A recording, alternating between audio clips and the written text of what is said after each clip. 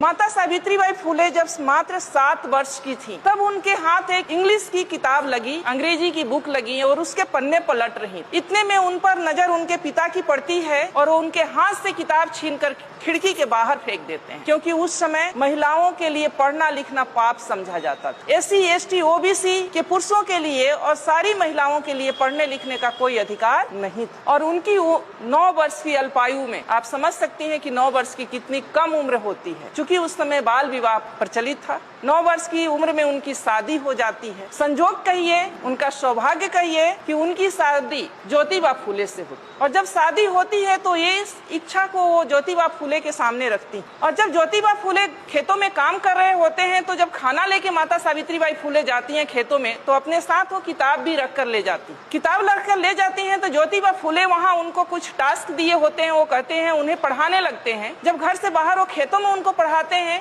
कुछ दिन के बाद इसकी चर्चा उनके पिता तक पहुंचती है कि ज्योतिबा फुले अपनी बहू को यानी अपनी पत्नी को पढ़ना लिखना सिखा रहा। क्योंकि उस समय महिलाओं के लिए पढ़ना लिखना किसी पाप से कम नहीं था, पढ़ने लिखने का कोई अधिकार नहीं था महिलाओं को। तो उनके पिताजी इस पे नाराजगी व्यक्त करते हैं कि अच्छी बात नहीं है, आप सावित्री को पढ़ाओ लिखाओ नहीं बेटा, घर का काम काज करने दो बहू को, ये अच्छी बात नहीं है। क्योंकि जब तुम ऐसा करोगे तो अपने जाति बिरादरी के लोग या समाज के लोग इसका विरोध करेंगे। लेकिन ज्योतिबा फुले नहीं मानते। वो शुरू से इस व्यवस्था को चूंकि बहुत करीब से वो देखे थे। वो भी घटना आप लोग को पता होगा कि जब वो अपने एक दोस्त के सवर्ण दोस्त के शादी में जाते हैं पगड़ी बांध करके, और वहाँ पर जब वो व्यक्ति एक उस वर्ग का व्यक्ति, उस जाति का व्यक्ति ये कहता है कि ये ओबीसी का व्यक्ति हमारी जाति की शादी में क्या कर रहा है, उन्हें अपमानित किया जाता है, तब उनको समझ में आता है कि शिक्षा कितनी जरूरी है और शिक्षा के बाद भी बहुत कुछ नहीं बदलने वाला। फिर वो प्रण करते हैं कि नहीं चाहे जो हो जाए लेकिन मैं सावित्री को पढ़ाऊंगा जरूर। बातें यही नहीं रुकती है।